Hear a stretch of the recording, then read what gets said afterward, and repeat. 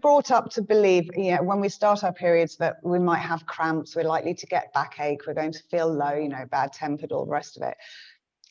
This isn't actually the way. There is an alternative way. And our cycle is, it's like the seasons. It's like the 4 seasons of the year. We have our winter, we have our spring, we have our summer, and we have our autumn. And each one of these phases of our cycle heightens certain talents, certain skills, inherent womanliness that we can use to help build us up, to help us go further in life and to further our business.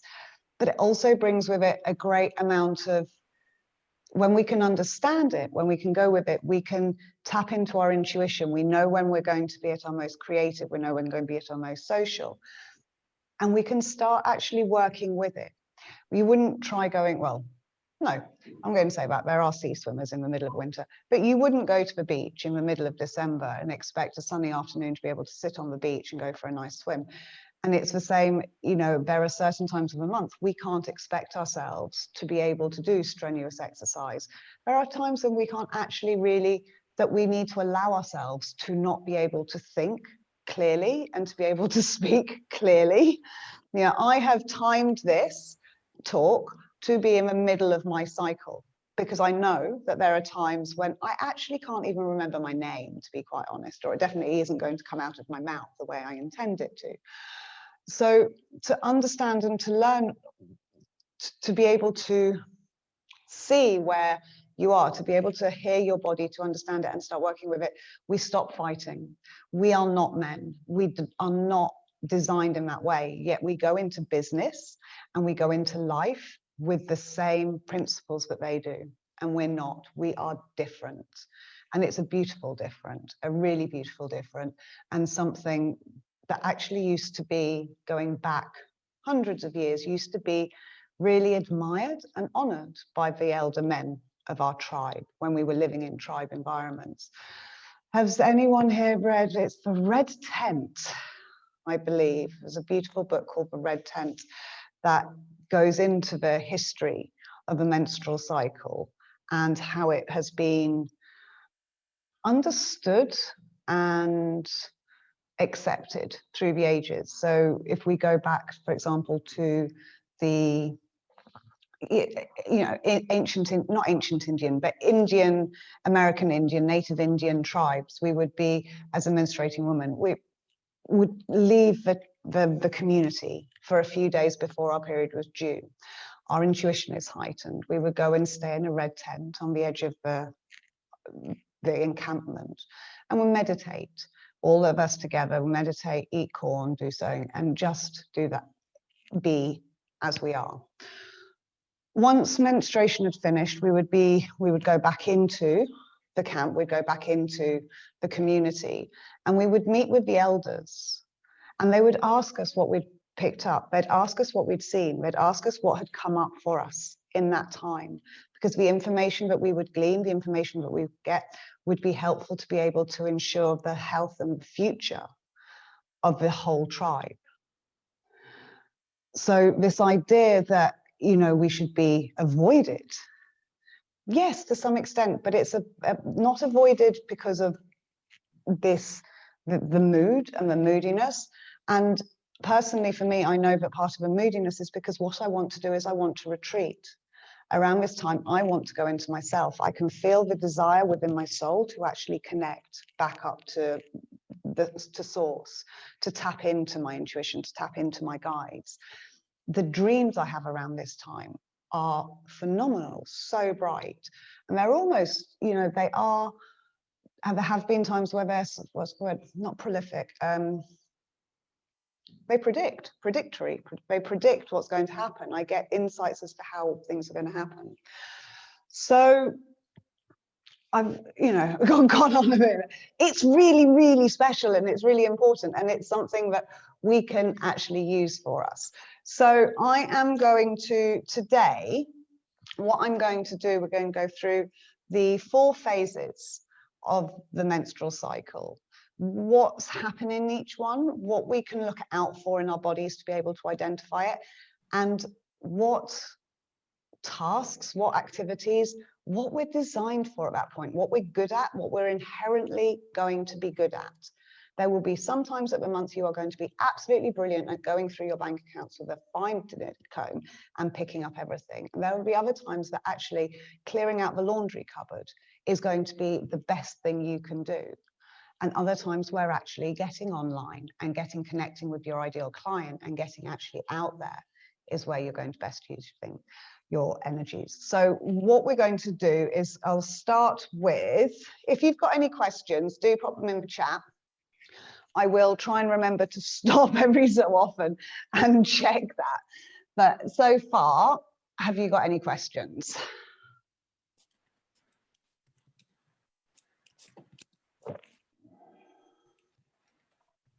Cool. That's what I like to hear. So now, since making, have you had a chance to have a look at the month planner, the monthly planner that you've got there? Yeah. So since doing that and having spent a bit of time working with it, I'm a little bit unsure as to whether or not I want to reterm like the seasons, because I have assigned each phase of our cycle a season. That's what it is. But actually, I'm starting to understand, or I'm starting to sense within myself that my menstrual phase is actually possibly more like the spring. I can feel myself coming out of that sort of hibernation and starting to want to go forward. So we're going to start at the menstrual phase. The first day of our bleed is considered to be day 1 of our period. Oh, before we go any further, actually, no, just to make sure that we're all clear on this, the menstrual cycle can be anything between 24 and 35 days long. Anything within that period is normal, and every woman is different. And it can also change slightly depending on external factors, but we'll go into that a little bit later. So the days I'm giving you for the, like, for example, the menstrual cycle is approximately 1 to 7. That could be 1 to 8. It could be 1 to 4. They are approximate. And if you wish, just pop a note in the chat. I can send you a copy of my notes so that you've got it all there written down, so you don't have to do too much. Perfect. So the first day of our bleed is the first day of our cycle. Our progesterone levels plunge, and our energy becomes at its lowest. We start to feel really tired and withdrawn, achy, bloated, cramps, headaches. Some women suffer from, menstrual migraines at this point. But what we've got to remember is that actually it's really short. That little bit of the period, that's almost like the end of the last. It's really short, because within 2 or 3 days, we'll notice that the energy starts to rise again. You start feeling more optimistic, mentally sharper. You come out of that fog and you're sort of like, oh yeah, I'm back. The world is here. So at the beginning, those first 2 days, do try and rest. Take some time off, meditate. Gentle movement is really good. Hot baths are really good. I would avoid anything that raises your temperature too much, like saunas, steam rooms, because that can feel very uncomfortable. Journaling at this point is really good, and any sort of restorative actions, okay? But it's a great period. The start of our menstrual phase, the first 1 to 2 days, is a great day for reflection over the past month. What's been going on? What's gone well? What hasn't? What could you change next month? It's a great time to start, as you move out of and into the second part of the menstrual phase. It's a great time to start getting into creative ideas, creative projects. Your mind is sharp, you're ready to roll. You've got all the information from the build up to this, to the intuition. You've had all the guidance. You've tapped into the higher source. So now let's get that on paper. Start allowing your imagination and your creativity to start flowing with what you want to create over the next month. The only area in this point towards the end of the menstrual cycle is sometimes that we can find that because we've got this heightened brain activity, because of the way that our metabolism is sort of boosted back up, sleep can become a little bit elusive. it can be more difficult to shut the brain down and to be able to actually sleep.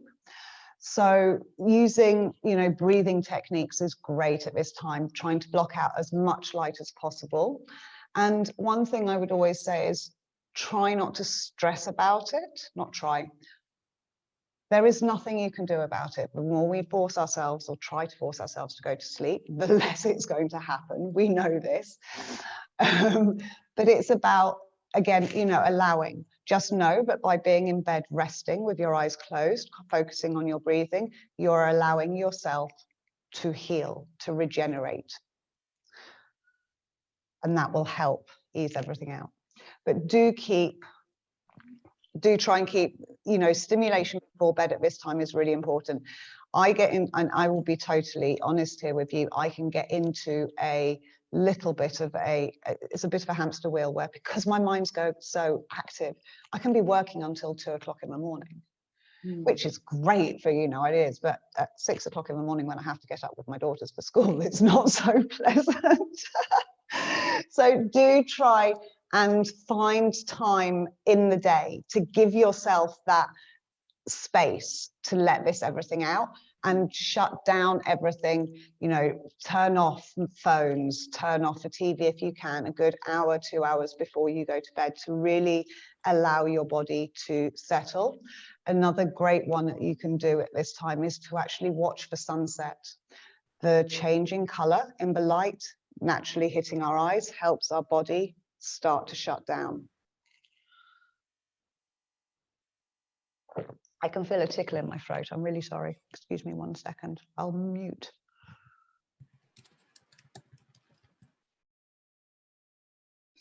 Sorry about that. It's not COVID, I promise. Hot coffee. So the other very interesting and little tip at this point is, because our emotional intelligence, our emotional awareness is sort of increasing, we've become really, really in tune with what's going on around us with people. We're able to really pick up on the changes in body languages, changes in their energy fields. So it's a great time if you've got negotiations to do, if you've got anything like this, it's a great time to do it where you've got to interact with people. End of the first phase. Yeah, we're still on the menstrual phase.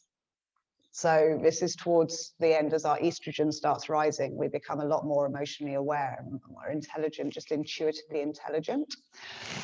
So do trust your gut. Around this time, do trust your gut. It is not lying to you, no matter how much sometimes we don't want to listen to it. So then, once all that's happened in the first 7 days of our cycle, we then move into the follicular phase, and this is spring. Our pituitary gland starts releasing the hormone, releasing the follicle releasing hormone. It lasts 8 to 14 days. This is a short one. It's short, sharp, but fun. It is a fun one. You could still be bleeding depending on the length of your bleed. That's fine. Your estrogen and your testosterone are starting to rise. So you get a sudden improved mood. Your energy is like boosted. It's a really great time to learn because the pathways, the neural pathways are really open. You are going to be feeling so energized, so assertive, optimistic, and motivated about everything that it's, it is so important because it's so short. Planning for this time is really important because if you can harness its power, it can skyrocket you for the rest of the month. Okay. The testosterone also starts going up. So with all this assertiveness and confidence, you maybe start to feel a little bit more sexy. But again, this very much depends on environmental factors and on stress. You're not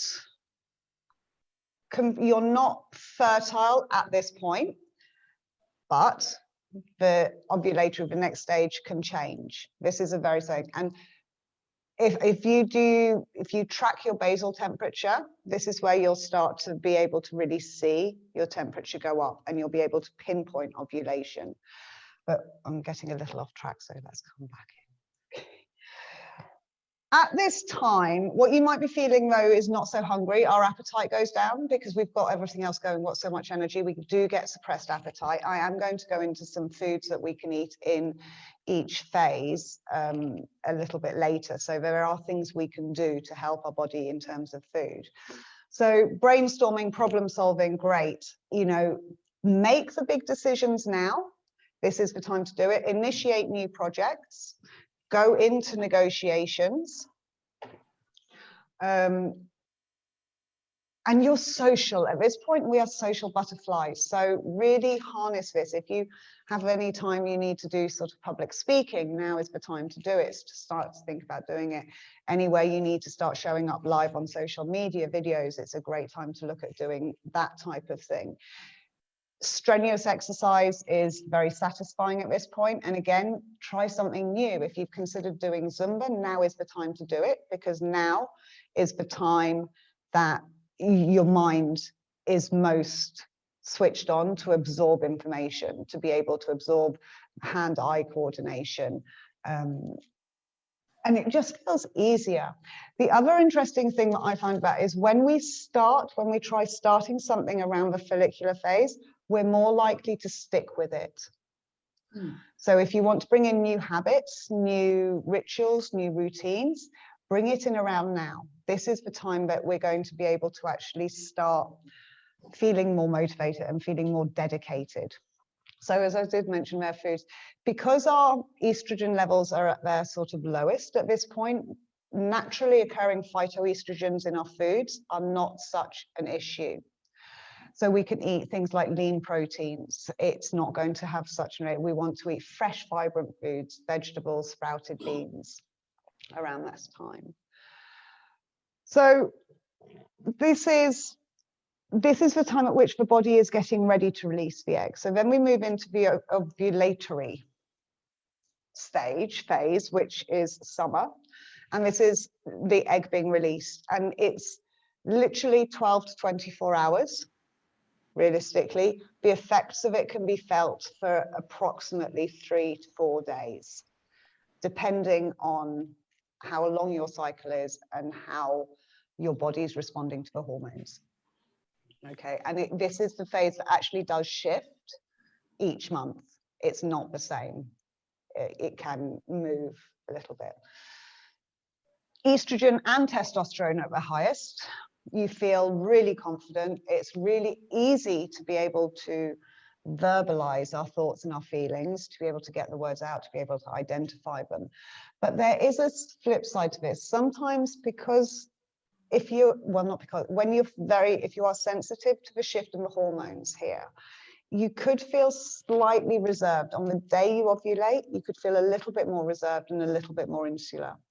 And the more we start looking, the more we start watching out for these things, it becomes quite easy, or not, it becomes easier and a lot more effortless to identify when these things happen. And it is only an evening. There'll be one evening in the middle where you just suddenly feel a bit almost PMS-y, a little bit sort of towards the end, and you just want to, but you know what, that's fine. Honor it. If you've got a partner, have a lovely time with them. If not, you know, do something for you, allow that. This is if you're measuring your basal temperature, your body temperature, this is where it's at its highest, is at the ovulation, when we do actually release the egg. And the other way to be able to notice that if you're not, is just, this is the point at which the discharge, our natural discharge, starts to become more like egg whites. It changes in texture. And this actually is designed to help the travel of semen up to be able to fertilize. But it's a good indicator. If you're not taking your temperature, it's a good way to just be able to go, oh, hang on a second, you know, you catch it when you go to a toilet. Let's all be honest. I'm not going to mess around. We're all girls here. We've all met. Sex drive is at its highest, but also, again, that's environmental. You know, if what's going on around you isn't encouraging you, you're not going to feel sexy. Let's face it, that's just humans. But it is a great night to have date night. It's a great time to have a job interview, because you are at your most sort of like flirty. Always there, attractive. You're feeling good about yourself, so the rest of the world is going to feel that too. Shall we just say that's that? But it's a great time to exercise in groups. High impact, if you want to do high impact stuff, it's a great time for that. But again, because your emotions become heightened, you may start to feel a little bit anxious. Meditate, do the things that we would do the things we've brought in the follicular phase to start making everything a little bit. But it's that there are ways of combating that anxiety. If you know why it's happening, it's much easier to be able to antidote it and to be able to work with it and allow it to some extent. At this time, it's really important to start upping the complex carbohydrates. Start preparation now for the next phase to reduce the PMS symptoms. Okay, so we want wild rice, oats, quinoa, high fiber foods like fruit and root vegetables. It's great. They all absorb the excess hormones and pull them out, so we don't get that up and down of our moods.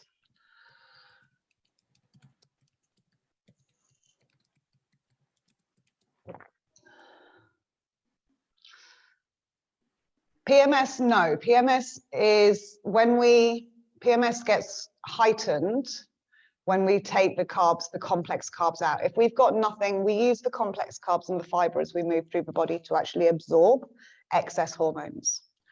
And then it pulls it out and takes it out from the body. So PMS is going to be reduced. Better to have them. Yes, this is what I'm saying. At this point, start increasing your complex carbs, quinoa, oats, wild rice, things like this. Buckwheat is another really good one, actually. And that is drop that in a little too early, a little tip for the next phase. But fill up on fruit and veg as well at this point. So then what we're going to do after this short period is the wrong word for this masterclass, few days, shall we say, we move into the luteal phase. And this is the one that most of us are familiar with, and the only one most of us are aware with, because it's the premenstrual stage. And it can be anything from 18 to day 28, but it basically starts after ovulation and lasts until the day of the first bleed. So this actually is the largest part of our cycle, and why so many people can become so run by their cycle. Because if you have a difficult or an uncomfortable luteal stage, then that's a lot of your months spent feeling bloated, cranky, low energy, and eventually you just feel depressed and fed up.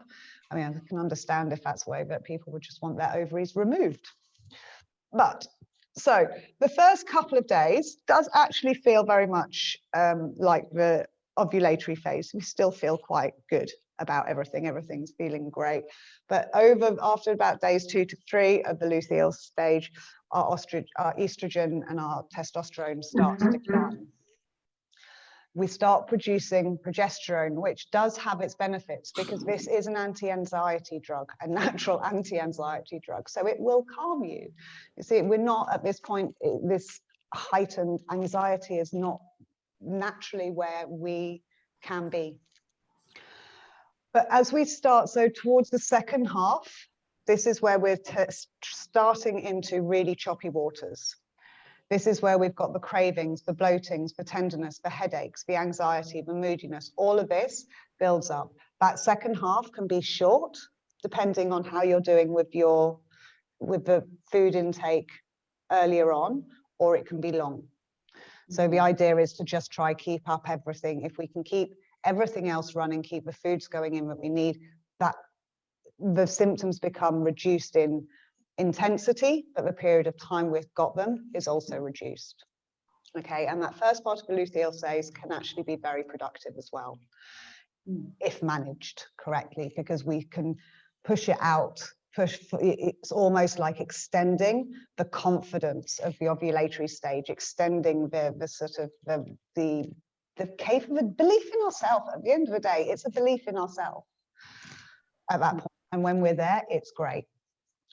So as the progesterone gets higher, what we do find is that we become we sleep a lot better. It's a lot easier to get to sleep. When we're asleep, we get into deep sleep much faster. So early nights around this time are great. Foods, I'm going to talk about foods here now because there is something, buckwheat, very high in magnesium. Buckwheat is almost like a savior at this point. Not only is it a complex carb, so it's going to absorb hormones, but it puts in so much of what we need at this point. A real favorite of mine is buckwheat and rice milk crepes with peanut butter. It sort of hits most of my cravings and is healthy.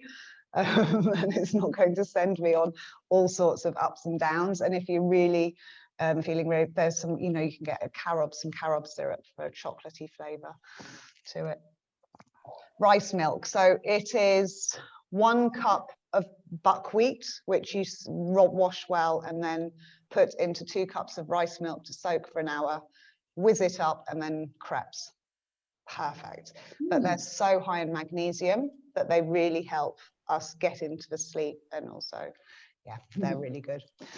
So we'll go back to, so because our mood starts to go down, we can find that we actually have a bit of a desire at this point for physical interaction. We want cuddles more, we want to be snuggled, we kind of want to be looked after. And that's, again, that's great, where give yourself space. If there isn't anyone to give you hugs, you do it for yourself. But it's that thing, allow yourself to feel that.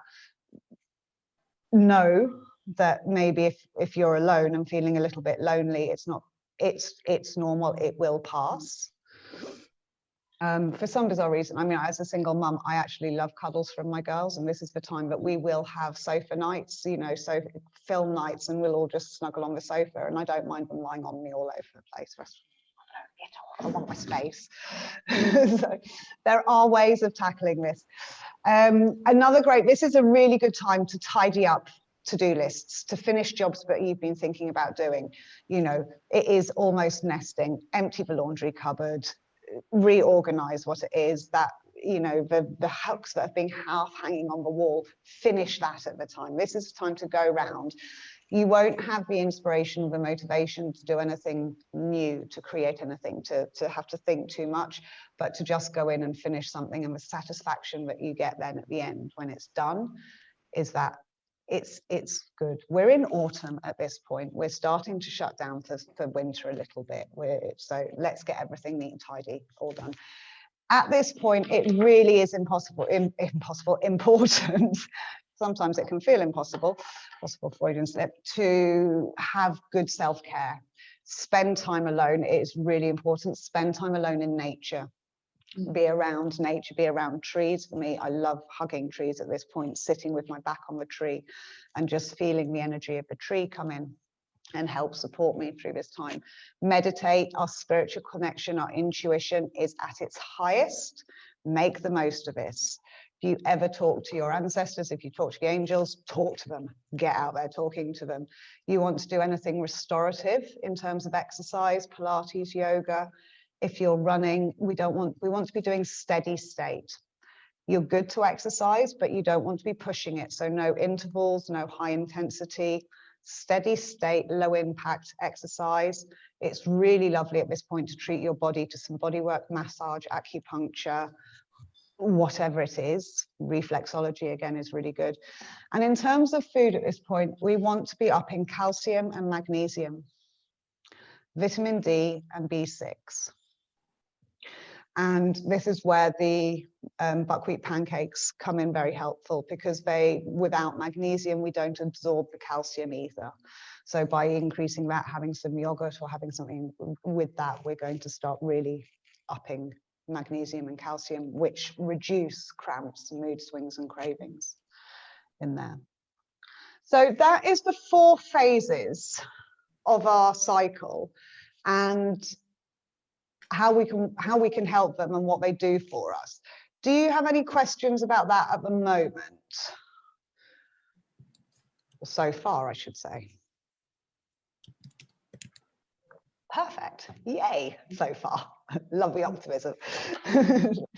So going through that, what we've talked about so far are the 4 phases of the menstrual cycle, but there is a little bit more to it because nothing in our body works in isolation. So there are 5 zones. 4 of them are hormonal organs, and then 1 is not. But they're groups that are really important, that if they're not balanced and if they're not working well, our reproductive hormones are not going to be working to the highest. I'm not going to go into a lot of detail here at this point on it, but I'm going to give you the zones that they are, the groups that they are, and which organs it is that are affected or affecting them. Okay, so we start with the blood sugar group. And this one, as we all know, is vital. Blood sugar. Oh, it's like, don't really know what to say. It's new print of Diana. Anyway, it's known by us all. But the areas that we really want to look at nurturing and honouring and looking after are the pancreas and liver. And liver health is vital. If our liver is not functioning healthy, our menstrual, our hormonal, our reproductive hormonal system will not. And it is, if you are having problems with your cycle, the first place to look is the liver. I would always recommend looking at your liver health first. Then we've got the stress group. When our stress is affected, as we all know, our menstrual cycle is also affected. Hypothalamic, and pituitary and adrenal glands. If any of these 3 are out of whack, and they are caused by stress, we're going to have a knock-on effect into the menstrual cycle. The 3rd group is the metabolic group, so our thyroid and parathyroid. Then the 4th group is the elimination group, and these aren't hormonal, I can't think of the word now, glands. They are organs, but we've got to remember that they are vital at helping get rid of and usher the used hormones and the excess hormones out of the system. Without these functioning healthy, we're going to get a backup. And when we start getting a backup, we start getting problems. So liver, large intestine, lymphatic system, and the skin are vital. And then the final group are the reproductive group. So we've got the hypothalamic, the pituitary, and the ovarian glands. So they are the 5 groups of organs that work together and help control everything else to ensure that our menstrual phase is going to keep tracking smoothly and regularly and without too much interference, shall I say. So the 3 protocols, the 3 ways that you can really help yourself regulate your cycle is to stabilize the blood sugar level, nurture your adrenals, and support your organs of elimination. Making sure that you do these things is going to start helping your body find a regular natural cycle. And as I said, everyone's cycle is different. What's normal for you is going to be different for someone else. So there are many tools to help us stay on top of what's going on and to plan our month. There are apps out there, like Flow is a very good one, Clover is a good one, you've got Maya, Joanna, Life is another one. But finding an app that helps you record not only the day that you start to bleed, but the symptoms on every day is really important. And to dedicate to literally say for this month or for the next 3 months, start with 1 month, but 3 months is really good to get a good overall picture of what's going on. Every day, log how you've been feeling physically, emotionally, spiritually. Anything that's come up, any awarenesses.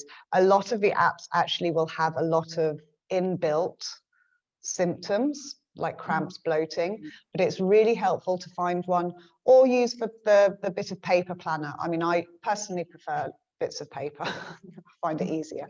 So I write on the Marvelous Month Planner. I will actually write on that also what I've been feeling. how I've been, whether or not I've been feeling, because then we get a clearer picture. You can start saying, okay, well, my ovulation really does fluctuate between day 13 and day 15, or actually, you know, oh, hang on, a strange one. Once we understand, we're easier to do. So get an app. The 2 planners that I have gifted you here are what I use. I use the monthly planner to plan my month out anyway. I used to do it, and then I started adding in, and let me share the screen. Actually, I can share screen at this point.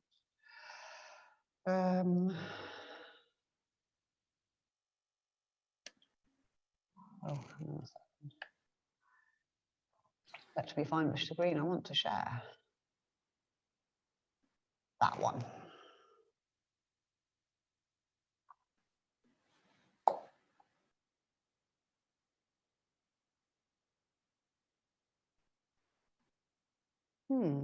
There it is. Yes. Yes. Okay. So I will start off writing down. I actually start off with a blank bit of paper, and I write down everything that needs to be done that month. So it's a brain dump. I get everything that I want to get done that month, and I'll write it out. And then I start organizing it into one of the areas, whether or not it's the ovulatory phase. What do I need? What do I need to be good at to get that done quickly and effortlessly? This is my mantra is, what does it take for this to become easy and effortless, basically, on everything? And then I start allocating, whether or not it's Post-it notes, but I'll start writing down what needs to be done and put it into one of the quadrants. And I'm a huge advocate of self-care. So I always will write down what I'm going to do self-care wise. We plan everything else. We need to plan our self-care. We need to know subconsciously that we're looking after ourselves in there too. Okay, so once I've emptied my mind and I've created a list in each area, like what can I do in the menstrual phase? I love writing at that point. I actually really love sitting and writing blog or writing content, creating content. It flows. I'm easy to connect. I know what people want me to talk about as well at this point, because I've had that. And then I literally start allocating. So I will color in, and choose your own colors at this, is it? I will color in the bottom bar or mark each day as to approximately what it's going to be. Having worked with my app for a while, I now know it will give me a date and as to where my period will come. And it's pretty spot on for the most part now. So I will mark in here approximately where it's going to be, and then I will start filling in. I would advise you on each day just to, at the moment, put in one, just general. Keep it like I've done here, keep it quite general to begin with, and just so that you've got an idea of how your month flows in terms of energy. As a massage therapist, I will not ever put more than, in fact, just looking at it, you see, I wouldn't put more than one day. I would make sure that build up to my period, I do 1 day of the treatment, and then I have a rest day, because I'm not interested. I love what I do, don't get me wrong, I absolutely love what I do. I love helping people, but that point. But then if you get me the day before my period starts, if I'm working with energy, I am incredibly in tune and heightened. So there are upsides. I will try and do more Reiki or more energy work in the build up, because then I can harness the power that I'm getting from the connection, from this heightened connection, and I can help my clients in that way. So from here, we are then going to then, I then move on to this one. And this is the one that I do every week. I tend to fill this in on a Thursday, to be honest, so that I know where I'm at. I will always mark at the top, I will always mark on it which phase I'm in this week. Even if I'm going between two, or if you have just told me my connection's unstable, so if you lose me, just let me know in the chat. I will, even if you're across two, mark yourself where you're at, just to remind yourself, so you don't get halfway down and try 10 things on there and think, hang on a second, I'm Luteal, I'm not going to be able to, contact the bank and negotiate a new mortgage whilst doing this. Well, what I really want to be doing is hiding in my bed or emptying out the laundry cupboard. And it's that tapping in. I will always, you know, just choose one priority of your week. People that have been with me for a while will know that this is a stable go-to of mine. Choose one priority per week of what needs to be done. Let's not overwhelm ourselves. If we keep it small, we can overachieve. If you're overachieving and constantly failing, we're going to just end up with a real sense of disappointment and failure. We all have many, many roles in life, especially if we're working for ourselves, whether or not you're a mother, a wife, a partner, massage therapist, and marketing for your own business. If you're self-employed, you are marketing, your PR, your finance, your accountant, you are everything. Choose 5. Just choose 5 to focus on and to look at. And it's always good to get a picture of where you are. Do you feel happy and content about where you are in that role, or do you not at the moment? 3 words. These are kept small for a reason. This is to keep you concise. It is literally words, 1 word or bullet point answers. It's not writing. You are taking the big picture of what needs to be done, and you are concise, bringing it down and filtering it into the essential information. We're going back to this idea of easy and effortless. Easy and effortless. So 3 words or so to describe where you're at in that current role. For example, social media. I have been wanting to do like a month's planning for ages. I have not done it. So I would put a big tick in the unhappy face here. Current status, social media plan, not done. Next action, block out 4 hours or block out 1 day to create in there. So that is what I'm going to do in that week to actually start moving forward. These roles that you choose are the roles that you're going to be focusing on. That doesn't mean to say you can't do more. Once we start, we get on a roll, we all know that, you know, we go on to do great things. But as long as at the end of the week you've done these, you can be happy. And if all you've done is these, great, because you've still done what you set out to do. We come back to the self-care actions, 5. Again, we as women, and especially as mothers, if you're a mother, our self-care becomes the least important thing on any to-do list, yet it is the most important. We do need to look after ourselves. When we don't, we start feeling resentful, angry, and we are the only ones that lose out on that one. This week's mantra, choose a mantra for yourself. What's it going to be? What's your mantra for this week? Affirmation. And one I came up with recently is an incantation. What's your incantation for this week going to be? I can, I am. And remind yourself of that every day. So then we're going to choose 5 goals, whether or not these are related to your 5 roles or not. Usually I find that they are, to be quite honest. It just naturally falls on. Yeah, incantation, just can do it. Choose 5 goals for this week, and again, where you're at with them and what you're going to do, what the next step you're going to do this week is going to be on that. Okay, quite simple. What I find is if I do this on a Thursday evening, I go into Monday morning ready. There's no hovering, there's no hesitation. I wake up on Monday morning and I am raring to go because I'm almost excited about what I've got coming up. And I will be here, open up at this point, my biggest procrastinator is overwhelm. If I sit down at my desk and I've got too much to do, I actually don't know where to start and I end up doing nothing. So for me, I find having it planned out incredibly, incredibly helpful. And then a lot of my clients, overwhelm is a bit of an issue. It tends to be our biggest stop.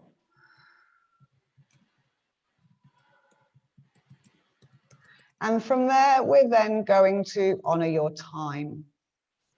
It is, again, it's a great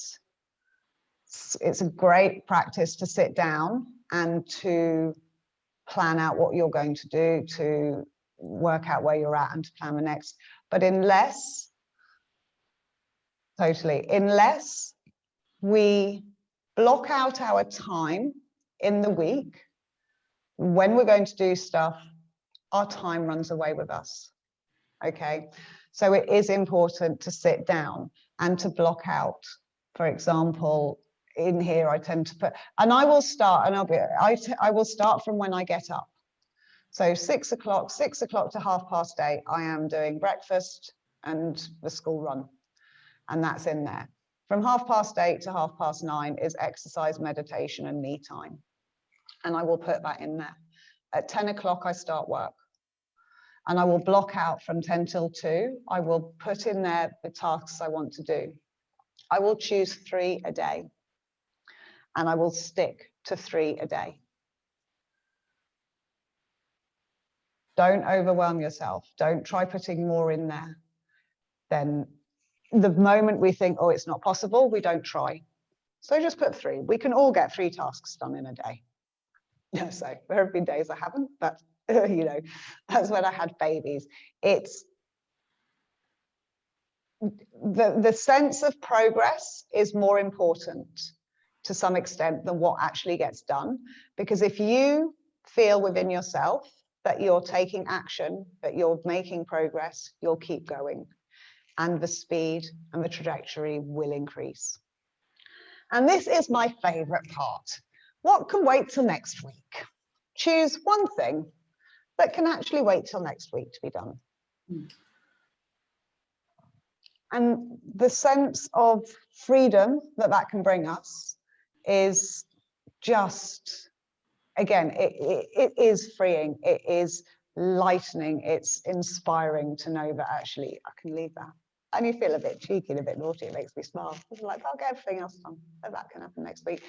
One thing I would note here, and what I've noticed very much for myself and a couple of clients that use this, is that sometimes we end up putting the same thing on the what can wait till next week. Every week, after a couple of weeks, and you put it. If that happens, I just invite you to question and to ask yourself, is it actually important? Does it really need to be done? Or am I just adding up my to-do, clogging up my to-do list with stuff that actually can just be got rid of? So, any questions so far? Perfect. We have, I'm going to stop the share. And great, it's clear. Oh, it's 11 o'clock. So what I'm going to do is I have got a list here. I've got a copy of foods that are good in our in different phases. I'm literally just going to run through them. But again, if it's useful and if you want, I can put this into a document and email it over to you so you've got something that you can then refer back to. But during our, well, should we keep this because we are at a minute and I do have another meeting. What phase, if you don't mind me asking, what phase are you in at the moment?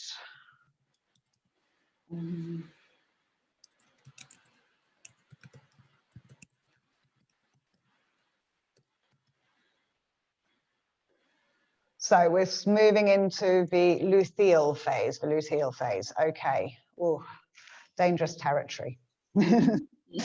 Brown rice, millet, buckwheat, cabbage, cauliflower, celery, collard, cucumber, daikon radish, garlic, ginger, leek, mustard greens, onion, parsnip, pumpkin, radish, squash, sweet potato, and watercress. This is for veg. Yeah, I will. I'll just give you a few. Fruits, apple, date, peach, pear, raisin. In terms of legumes, you want chickpeas at this point. Actually stay away from legumes more than anything. They're not your friend at the moment. Walnuts are great. Beef, turkey, if you eat meat, are helpful. Fish, the meaty fishes are good. Cod, halibut, and peppermint, spirulina, and mint are going to be helpful to you at this point. But at this point, I would get that it's 1 cup of buckwheat grain, 2 bucks of rice milk, and some good toppings, and run wild with that. So, thank you very much. I'm